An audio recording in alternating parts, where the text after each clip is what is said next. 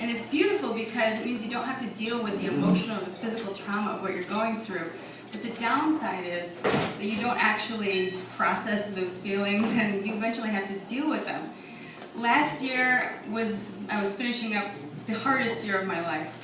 And it was very clear to me that I had had this shock thing happen to me where I was pretty messed up, but I hadn't dealt with it all. So I figured I could either spend a bunch of money on therapy or do something awesome. And so I went backpacking by myself. Yeah. And there was a bunch of goals, but a lot of them were really squishy and sentimental. You know, I wanted to find myself and whatever. I wanted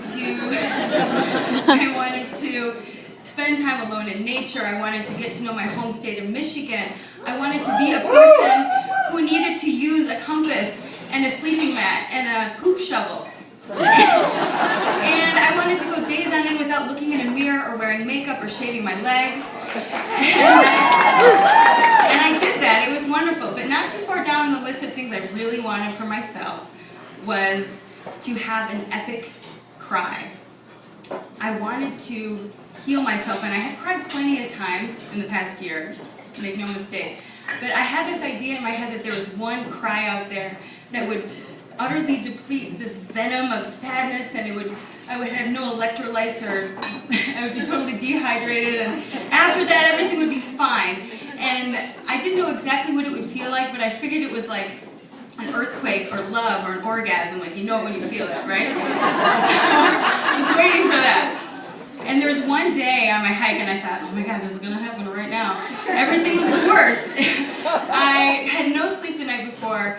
There was rain. I kept getting lost. The trail was really grown over, and it was miserable. And I was walking through the rain, and this long grasses, they got kind of like Velcro sticky when they were wet, and they were gripping at my ankles, like they were intentionally, deliberately trying to keep me from going forward. And at one point I tripped, and on my way down I said, and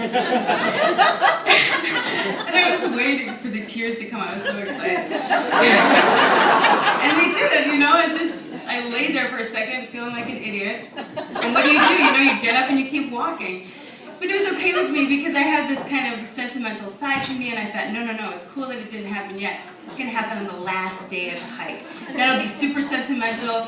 It'll be a nice little bow on the climax of my adventure. It's totally going to happen the last night. So last night, I've hiked 6 weeks, 700 miles by myself. This is amazing. I'm almost done. And I am in Copper Harbor, which is at the end of the Keweenaw Peninsula in northern Michigan. And I went into town. I had a massive feast. I ate an ice cream sundae. And I was so full, but I deserved it, right?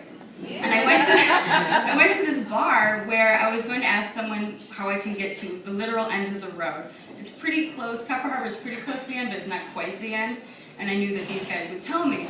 So I go to the bar. Of course, they're more than helpful. They help me out. They tell me where I need to go. And they buy me a beer, because I'm celebrating, right?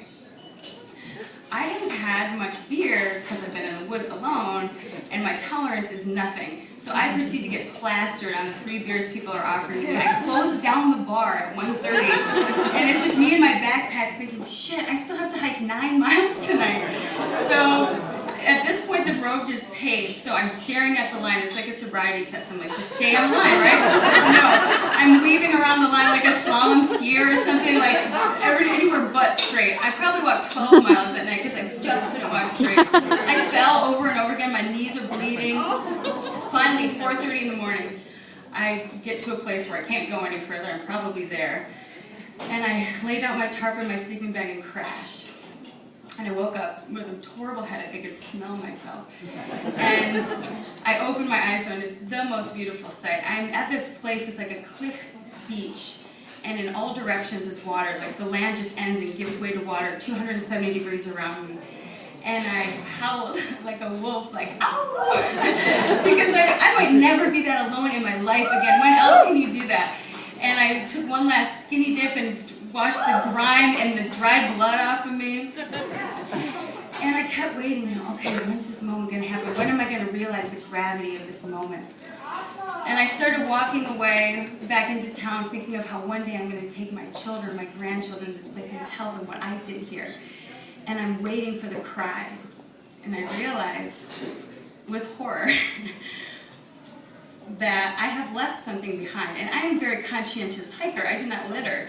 I have left behind a crumple of toilet paper and my poop shovel on this sacred location. What do I do? You know, I'm going to come back in 20 years with my descendants, but no, 20 minutes later I'm back. I ran back to the beach, hi again, grab my stuff, turn around, and it was just, you know, it was the best lesson. I thought that I needed this huge sentimental, recovery, sweepy, sad thing, and no, I learned I need to not take myself so seriously. Maybe there isn't a big cry out there, or maybe there is, but it's just not going to happen to me, because actually, as tough as my last year was, my life is not that bad.